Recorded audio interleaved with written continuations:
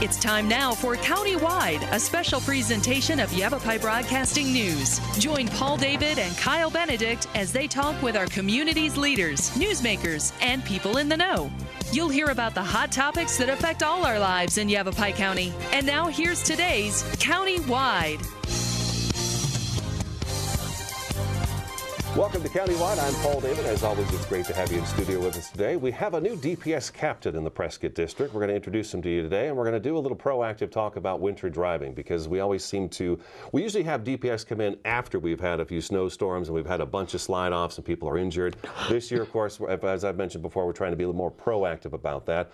And DPS Captain Eric Anspaz in studio today. Welcome. Yes, thank you for having me. Appreciate it. You are replacing Danny Golden. I am, yes. Danny Golden, right. Big shoes to fill. I will rise to the occasion somehow. Well, I like you already. So, and Danny and I had a great relationship, Good. And we have too. So it's always been, the Prescott District has always been very, very good about reaching out to us, and we reach out to them, and we've worked together very well. Tell us a little bit about yourself. How long have you been with DPS, Department of Public Safety? I've been with DPS for a little over 14 years. All of it in the sworn capacity, and 3 years prior to that I was a deputy with Maricopa County Sheriff's Office. Okay. So I transferred over here in the early decade, or the century as it were, or millennia actually. I have worked various assignments throughout the agency. I've been in training, I worked our internal affairs unit, I've been in human resources, recruiting and hiring, sworn selection. I also have been in patrol, both as an officer, as a supervisor, and now as a captain here in District 12, which is Prescott, Yavapai County. Born and raised in Phoenix, lived there my entire life, so this Prescott thing's a little new to me, but it's a great challenge. I So you're driving up? You're driving up to Prescott? Well, no, actually, okay. I do live here. Okay. I'm required to reside here, and I do. I have a home in South Prescott. Okay. Beautiful neighborhood. The hiking and the nature around here is tremendous. I think for the first 2 weeks my body had to adjust to clean air. Right. I had to expel all the funk from Phoenix out of my system. Right. Which was an absolutely great experience. It's been down here so far. Great people. Other agencies we work well together. So very well. Very, very happy and proud to be up here. I'm very humbled to be up here. So very good, very good. Well, we're glad you're up here. Thank you. We're very glad you're up here. Let's get into it. Winter driving is just around the corner. Yes, it is. It is just around the corner, and one of these days we're going to have that National Weather Service is going to say we got a big one coming. Yes. 1 foot of snow, 2 feet of snow. It never snows just a little, it seems, in central and northern Arizona. It's always a bunch. Yes. So let's just start off. We know it's snowing outside. Let's say we have to drive to Flagstaff or something, or we have to drive over to Prescott, and we're going to be on I-17 or some of the back roads here. What are some of the mistakes DPS officers run into during the winter months when they run into motorists that are just off the side of the road, stuck? Well, Paul, the biggest thing I would like to begin with is like G.I. Joe used to say, knowing is half the battle. Knowing is half the battle. So, yeah, exactly. Right. So I would suggest probably the biggest mistake or thing that's overlooked by the traveling public when they encounter these storms is they don't realize the severity and the ancillary issues that heavy snowfall causes. They think they can drive, like when it rains heavily, they think they can drive just as the same in the rain and the snow as they do when it's dry, and that's not the case. If our motorists would become a little more informed about what the conditions are before they left their house, if they know they're going to be coming up to Flag or Prescott or Payson, anywhere up north, anywhere above about 4,000 feet, that would be the ultimate end state, would be that they know it's going to get pretty hairy up there. Perhaps I should delay my travel. Perhaps I should find an alternate route. If they feel they have to go and they feel that they're up to it, I do suggest they check the ADOT website. It's az511.com. They also have an app. They also have a Twitter feed, a Facebook page, and they can give you instantaneous updates. So knowing what the conditions are or what they're going to be and the duration of your travel or your travels as you're coming and going, because you're going to have to come back, and it may actually be worse when you come back, and you may not be prepared. Good point. Because what was good on the way up to Flag may 12 hours later turn out to be disastrous, and now you're not prepared. I've even seen it in just an hour or two. Yes. The weather here is just so extreme. I mean, it's either all or nothing, it seems like, especially this year. Monsoon was proof of that. Right, and I just spoke with the National Weather Service yesterday, and we're getting projections. We have regular, what we call snow meetings. These are partnership meetings between Department of Transportation, tow operators, ADOT Police, YCSO, traffic engineers, so we all are getting ready. We're ramping up. We're pre-staging equipment. We're getting things ready to go for the snow season. So, yes, when it happens quickly, and we know it. Mm-hmm. So dealing with the Weather Service, we get updates from them, and they're pretty gosh darn accurate when it comes time. They truly are. So when they call the district commanders, myself, my counterpart, Captain Philpott up in Flagstaff, and Captain Escobedo in Gila County towards Payson, we have a pretty good idea what's coming, and sometimes we may have several hours advance notice saying, hey guys, it looks like it's either gonna skirt the north of Flag, or it's coming down, and it's going to come down in these areas, so we get ready for that. Mm-hmm. And they say it's bad, it'll be bad. Supposedly we're supposed to have a little bit worse of winter season this year, but I'm not a climatologist, so I don't really know. I just know what they tell me. I'm hearing both. I have a weak El Nino, a strong one. I don't really know. Mm-hmm. I just know when we get the call, we're going to be ready. We just certainly hope that the motorists are ready as well. So, but going back to your original question, Paul, about not being prepared, that's one of the biggest mistakes we see people make. Like we mentioned earlier, I talked about winter driving, talked about summer driving. You have to prepare your vehicle for those extremes. People think that their vehicle is going to be safe all year round, and if you don't do preventative maintenance, you'll check your fluid levels, you don't keep your windshield clear, you don't check your blades, you don't make sure your defrosters and defoggers are working, that your tires are tire tread. It drives my wife nuts because I check my tire tread constantly. And you should. Yeah. I can tell you, having worked in both the desert environment and now up here in the winter environment, and dealing with the issues that I've heard of before, all you have are those four little, if it's a car, you have four little contact patches of rubber, which may be only 6 to 8, total inches of contact. I've never thought about that. That's all you have. That's all you have when those tires are on the ground. You have four contact patches. And you really want to make sure you have the right kind of tires, all-season tires, snow tires, and they have a decent amount of tread. Just like in the summertime, generally speaking now, if you have less than 4/32 a millimeter of tread left in your tire, and then that would be anywhere along the tread depth of the width of the tire where it appears to be the least. So you may have 5/32 in the center, but you may only have 3/32 on the sides. Well, that's not going to be a good tire. Okay. That's not going to be safe. Additionally, monitoring your tire pressure. Now, every vehicle built after 2008 has, by federal mandate, tire pressure monitoring systems in them. Some of them even monitor your spare tire pressure, which is another issue. But if you're not looking at those tire pressures, if you see that low pressure tire warning light on your dashboard, kind of looks like an alien ship with squiggles on it, you're probably going to be in trouble. Because having the right tread depth, and we also will tell you that when it deals with tires, you don't want to use the PSI reading, the recommended pounds per square inch pressure reading on the side of the tire. You want to use what the vehicle manufacturer recommends, and typically people will find those on stickers. On the inside of their driver's side door, it'll tell you what the PSI cold should be. Gotcha. Meaning the tire has sat idle for several hours, it's not been driven, because that can inflate the ratings on it. So, and all you have is that contact patch on all four of your tires, and as you drive in snow or rain, that slush, that ice, that snow gets built up into those treads, and if those tread blocks don't have enough tread, it can't expel the junk, the snow, the ice that's building up in that tire. Then your contact patch gets higher off the ground, it gets less and less, and pretty soon you've got no control whatsoever, and you're sliding all over the place, which we see quite often. So making sure their vehicle is prepared, having it checked out, the tires are properly at the proper pressure, and they have the proper tread depth. And your spare tire, we talked earlier about that, a lot of people neglect that spare tire. I've seen it so many times. You go to assist a stranded motorist in whatever environment they're in, and you go to help them change their tire. Some may have changed a tire before, some may never have. So they go to get their spare tire, whether it's the donut or the full-size spare, and they pull it out, and it looks like a fossil, first of all. I don't know if it ever has been used, but then they get it out, and it's almost always a kind of a joke when they finally help them put it on, and then they lower the car, and it goes, and it's just flat. It's flat. What good is that to you? Or they've got a spare tire that's got less tread depth than a sheet of butcher's paper. It's got no tread on it, and that's scary. Yeah. And now what are they supposed to do? And so not being prepared for that, and making sure they regularly check the tire pressure. And one other thing about tires, because that's just so important, is most tire manufacturers, at least all the American ones that I've seen, and a lot of the European ones, they have what's called a date code. Excuse me. And it's one of the many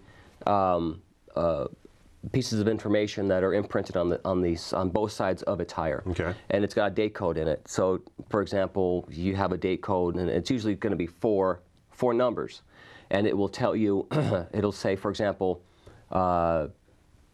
12, 18, or 12 of 13, for example, 12, 13. That would tell you the first two numbers are the month of the year that tire was manufactured, and the second two numbers will be the year the tire was manufactured. Okay. So, for example, when I bought a used car a while ago, I made sure I checked the tires. Although the tread depth may look fine, I read the date code on the side of this tire, and this tire was manufactured in December of 2005. Oh, it's old. That's 9 years old. Right. And if your tire is more than about 3 to 4 years old, it's time for it to go, regardless of the tread depth, because you can't see that interior degradation of the inside of the tire, and that's dangerous. Okay. All right, let's take our first break already. Okay. Okay. Department of Public Safety Captain Eric Onspaw in studio today. I'm Paul David. This is Countywide. We'll be back in just a couple minutes.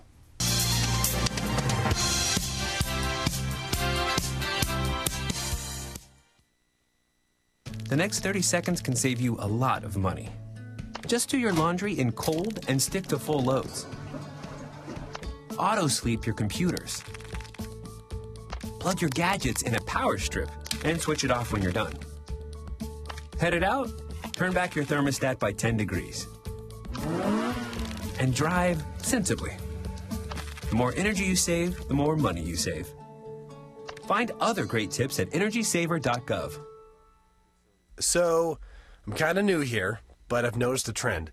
My human does this funny thing where she goes around and gets all my toys, and then she hides them in that basket by the door.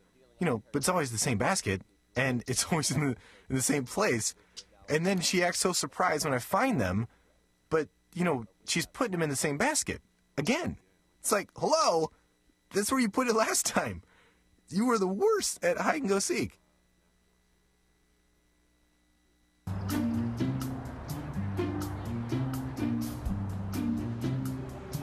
Don't worry. 74 people were picked before me in the NFL draft. To fight childhood obesity, United Way and the NFL are helping kids play at least 60 minutes a day. Okay, time for the team obstacle course. Yay! What this place needs is more healthy kids. To get involved or donate, go to unitedway.org/play60.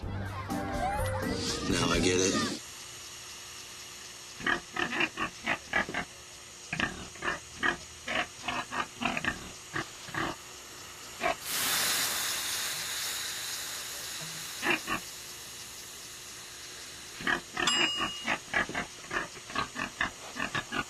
Cook foods to the right temperature using a food thermometer. 3,000 Americans will die from food poisoning this year. Keep your family safer. Check your steps at foodsafety.gov.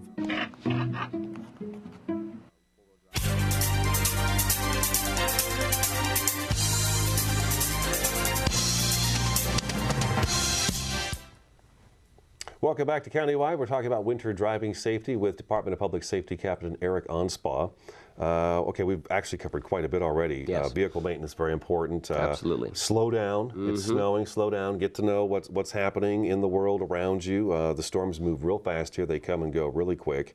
The next thing I wanted to get into was, okay, God forbid, but what if I do slide off the road and now I'm knee deep in snow, my car's not getting out? What's the proper thing that I should be doing? Well, I can tell the viewers here that during these snow periods, these snow seasons, it's kind of all hands on deck in terms of law enforcement, transportation, fire.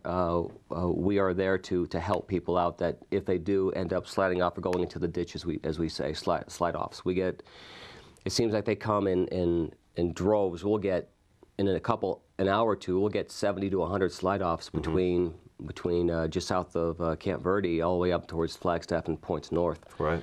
So the first thing you want to do is if you have slid off the road, hopefully you're far enough off the road to where you're not blocking a travel lane if possible. But if you're stuck, you're stuck. That's when going back earlier to being prepared, that's why having that cell phone is just so important, making sure it's fully charged, and maybe having a second one just in case, or perhaps a second battery charger to have with you, like a reserve pack you can plug in, and it draws juice off of that. So there will be plows when the snow is heavy, and if and when we have not shut the road down, because that may happen. Sure. We may have to shut an entire stretch of highway down. We've done that before. So if you find yourself slid off, you want to call 911 right away. If you can get yourself out, great, because it may take some time for us to get to you, because the snow plows, when they come by, they're not really allowed to stop. They have to keep going, but they will call us or ADOT to come help you. But if we have 70 to 100 slide-offs and there's only 10 officers on, you can do the math. And also a matter of us, can we get to you? And how much time will it take for us to get to you? So you literally will be on your own for a while until we can get some help to you, or you call a tow truck. But you can try to get yourself out, but we would tell people is if you have tried to get yourself out either by rocking or trying to hand push and you're just stuck, the best thing is to stay inside your vehicle. Don't be outside, obviously because of the elements. It's very cold. A lot of people don't dress properly for this. We've seen people in slid-out vehicles in tank tops and shorts, and literally they're going to be a popsicle in about 5 minutes. So stay in the car where it's warm. That's where having a full tank of gas is so important, because you need to keep that engine running, to keep the heater going, to keep you and your family warm until we get there to help you. So if you can't rock yourself out, call 911, call for help, but stay inside your vehicle, especially if you try to get yourself out. And a lot of people get so caught in the moment of trying to get themselves out by shoveling the snow out from under their tires or trying to push or pull their car out that they may not be aware that there are still other vehicles coming towards you.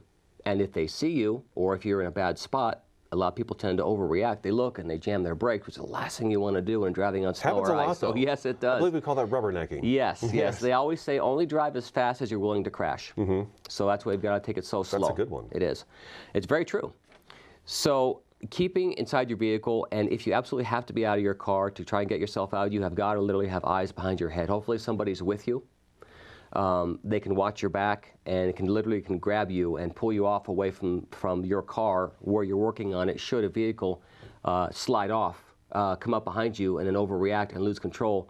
And because where you slid off, it may very well be that there's a patch of ice or a roadway feature there that is causing vehicles to slide off, or may have caused you to slide off, may cause that next vehicle and the next one and the next one to slide off and run to the back of you. Yeah, I guess so. I'd rather be sitting in my car and get hit, God forbid, than be standing outside and get hit by a moving car. Sure, sure. I'll take the car every day. Definitely, definitely. Now, you mentioned, and that's a good point, you mentioned tank tops and shorts and flip-flops. I see that a lot, too, in the wintertime, and I'm always, I see people wearing shorts, but then a parka. Yes. And it always boggles my mind. But anyways, there are certain things I think you should probably keep in your vehicle in the wintertime.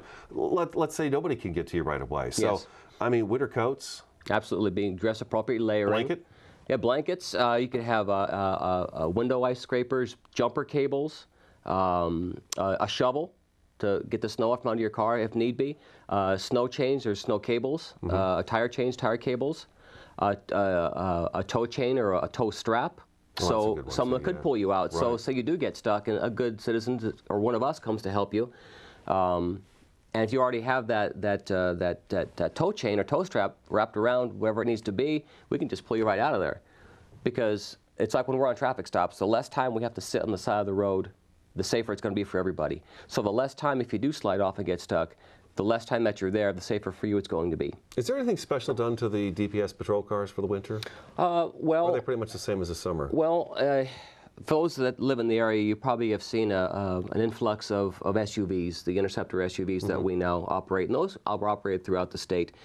We've gone away from the Crown Victorias just because they don't make them anymore, but what we have now is what we're going with, and we're fielding a lot more of those, are all-wheel drive SUVs. Okay. And those are, they've been on the road now for a couple years, and the guys in Flagstaff swear by them. It's amazing what you can get into that. I have a four-wheel drive. Most of the sergeants have four-wheel drives, so we can get to you if need be, but that's no guarantee. Does that not mean at all with all-wheel drive or four-wheel drive that gives you license to drive faster? It's not. No. You're still going to slide just as fast with four-wheel drive as you will with two-wheel drive. I've driven by many four-wheel drives sitting off in the ditch Yeah. Four-wheel drive just means it's still four sliding. Exactly. So, yeah. We have to take another break, okay? Okay. DPS Captain Eric Onspaw in studio today. I'm Paul David. This is Countywide. We'll be back in just a couple minutes.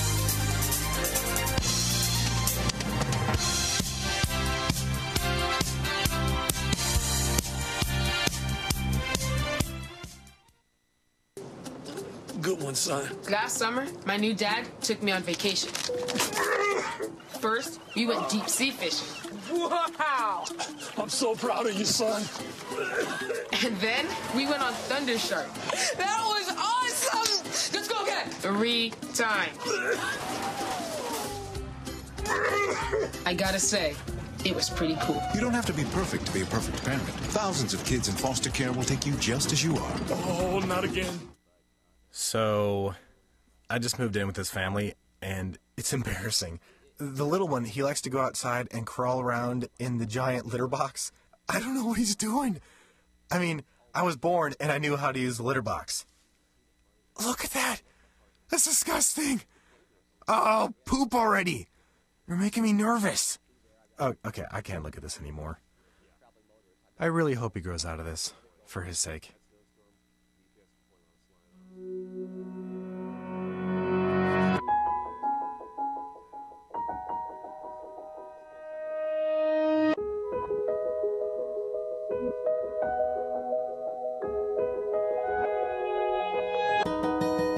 For those dealing with the daily struggles of caring for a loved one, we hear you. That's why AARP created a community with experts and other caregivers to help us better care for ourselves and the ones we love.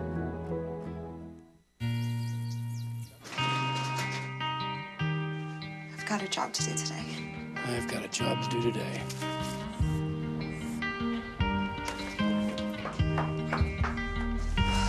Have a good first day at work, Mom. Your donations to Goodwill fund job training programs right in your community. Feels good to start fresh, right? Sure does. And like that, you're a job creator.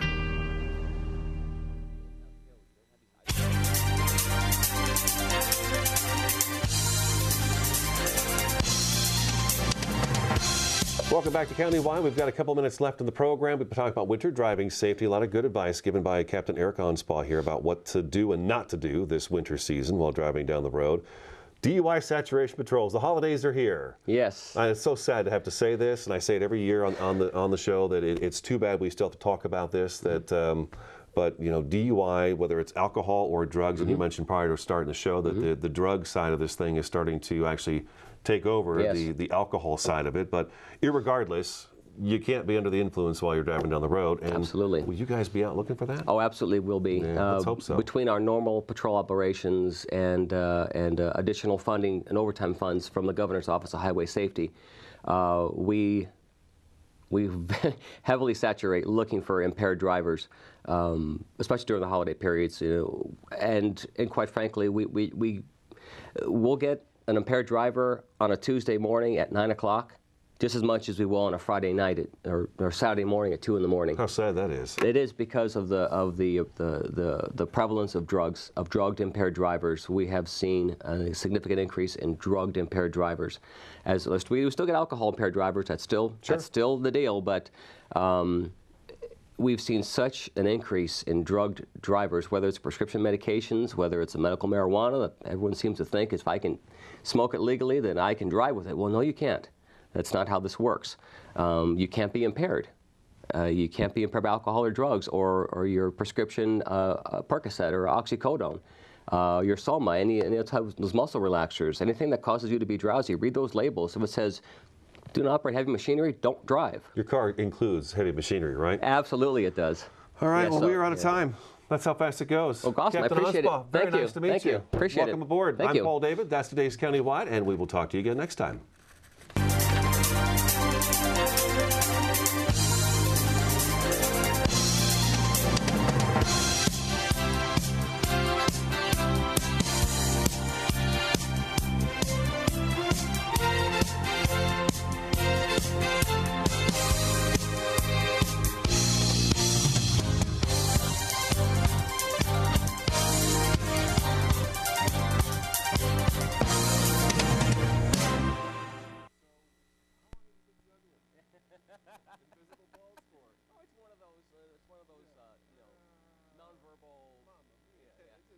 Italian. They talk with their hands. Yeah.